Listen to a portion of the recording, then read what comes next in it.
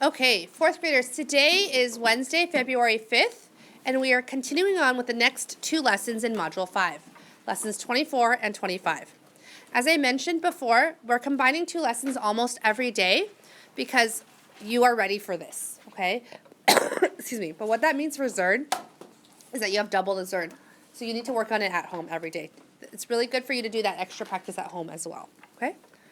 Today we're talking about composing, putting together, and decomposing, breaking apart, fractions that are greater than 1 in order to express them in many different forms.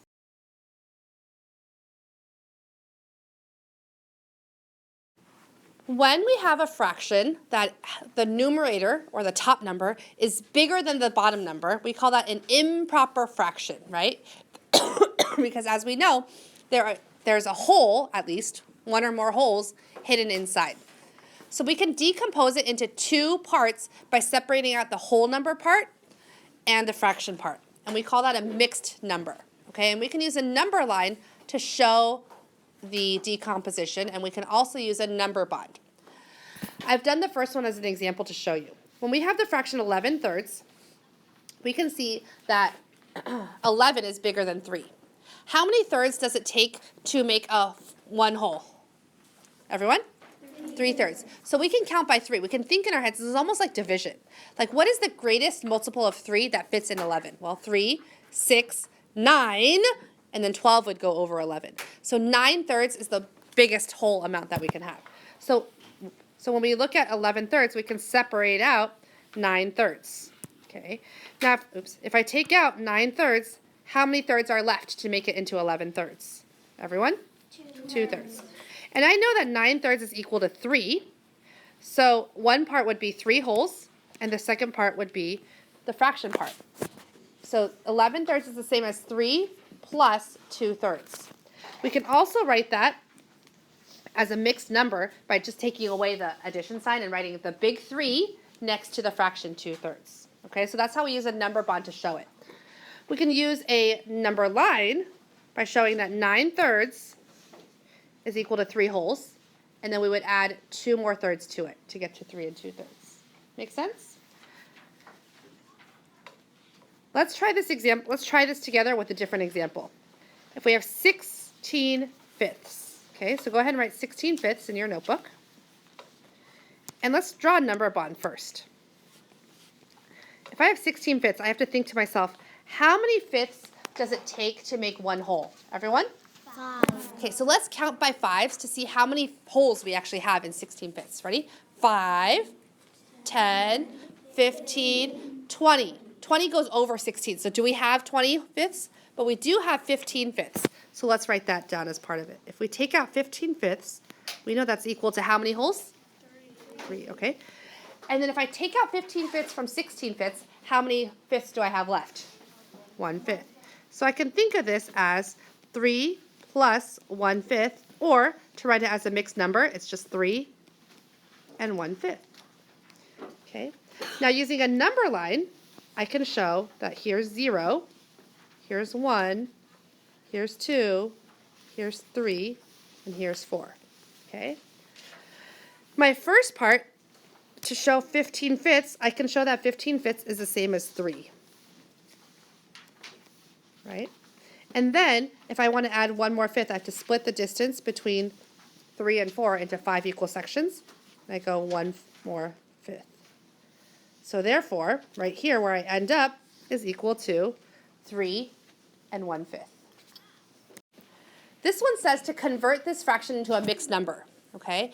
And to show your work as in the example. So they gave us an example, and whenever that happens, we have to copy the exact format. Like whatever they did with their numbers, we have to do with our numbers.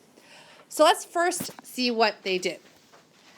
They had 11 thirds, and they wrote that 11 thirds is the same as 3 times 3 thirds. What is that? That's 9 thirds, isn't it? But instead of writing it as 9 thirds, they wrote it as 3 copies of 3. Why do you think they did that? Talk out your table groups. Maybe to show how they got 9 thirds. Good. So we can see, and a lot of you guys said this, that they show that 3 thirds is equal to 1. And they show that they have 3 copies of it so that they know that they have 3 wholes. And then, of course, they have the fraction part, 2/3, right? 2/3. So they end up with 3 2/3. So let's apply that same kind of format to our problem, which is 18/4. We can write, and don't forget that they started out with their original. So we write that 18/4 is equal to some number of copies of 4/4.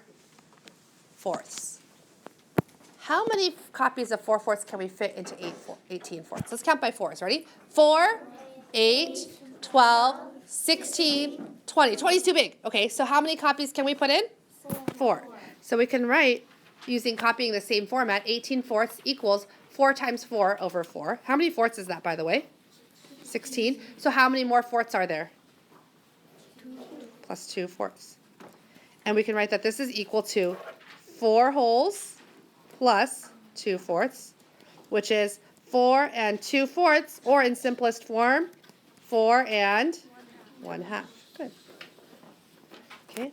Then we have to model it with a number line. Let's look closely at what they did with their number line here. They went from 0/3 to 3/3, and they showed that that's 3/3. Then they went from 3/3 to 6/3, and they showed that that was 3/3. Then they went from 6/3 to 9/3, and they showed that that was 3/3. Do you see how they're modeling their 3/3 right there? Or their 3 copies of 3/3? Okay. And then they added 2 more thirds. So for us, for our number line, we're going to start from 0. And then here's 1, 2, 3. Oh, I made it too big. Hold on. 0, 1, 2, 3, 4, 5. Okay, so we're going to show that we're moving from 0, and we want to divide each one into fourths, right? Each whole number into fourths. Okay, so we're moving from 0 to 1. How many? That's 4/4, right? So we're going to show that that's 4/4. And then from 1 to 2, that's another 4/4. From 2 to 3 is another 4/4. From 3 to 4, where's my 4? Right here, okay, is another 4/4. There's my 4 copies of 4/4. What do I have to add to that? 2 more fourths. I have to show here that there's 2 fourths here. And so when I end up here, I have 4 1/2, or 18/4. By the way, if I counted 1, 2, 3, 4, 5, 6, 7, 8, 9, 10, 11, 12, 13, 14, 15, 16, 17, 18. Do I end up with 18/4? Yeah, so using the number line, you can really show that these two things, 18/4 and 4 1/2, are equivalent, are the same. Now that we know how to take an improper fraction and turn it into a mixed number, we're going to do the opposite. We're now going to, that was composing, now we're going to decompose. We're going to break it apart, okay? So it says to convert each mixed number to a fraction greater than 1. Okay, and of course there's an example to show you. So if I start with 3 1/4, I know that 3 is equal to 12/4, because it's 4/4 plus 4/4 plus 4/4. How much is that? 12/4. And then I still have my fraction part, so I have to add 1 more fourth. And so altogether, 3 1/4 is equal to 12/4 plus 1/4, which is 13/4. I can show that using a number line by showing that the 3 moves to here, and that in the 3 I have 1, 2, 3, 4/4, 5, 6, 7, 8/4, 9, 10, 11, 12/4. So moving to 3 is the same as 12/4. Then, because I'm trying to get 1 more fourth, I add 1 more, and so 12/4 plus 1/4 equals 13/4. Make sense? Let's try that with our number, 3 and 7. We're going to take a look. It asks us to show our work. We're going to again convert this mixed number into an improper fraction, or a fraction greater than 1. But we're going to take a look and analyze what's happening in the example first. We're starting with the number 3 3/4. So we write our original number here. Then I can see that we're taking it apart into the whole number part and the fraction part. Do you guys see that? Okay. Then we write the equal sign. Then it shows that we know that 4/4 is equal to 1. So 3 copies of 1 is going to equal 3, right? So 3 copies of 4/4 is going to equal 3. Well, we know that 3 copies of 4/4 is 12/4. We have to remember to add the fraction part, which is 3/4. So if we add the whole number part, 12/4, plus the fraction part, 3/4, altogether we get 15/4. Let's follow the example.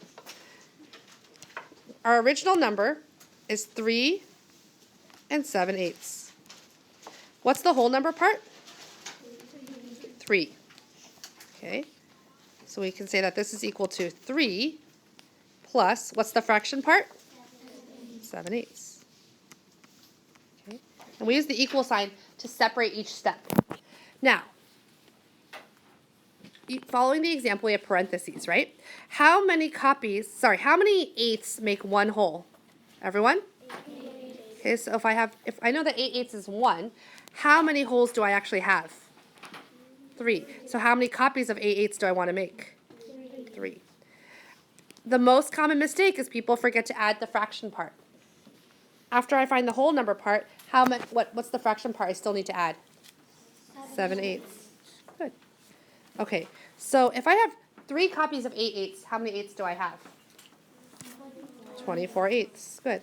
And I have to add my fraction part, which was 7/8. If I have 24/8 and I add 7 more eighths, how many eighths do I have? So in order to write this as a fraction greater than 1, it's 31/8. That means that 3 7/8 is equal to 31/8. Make sure you write out each step of the problem the way that it's given to you in the example. Okay? Good.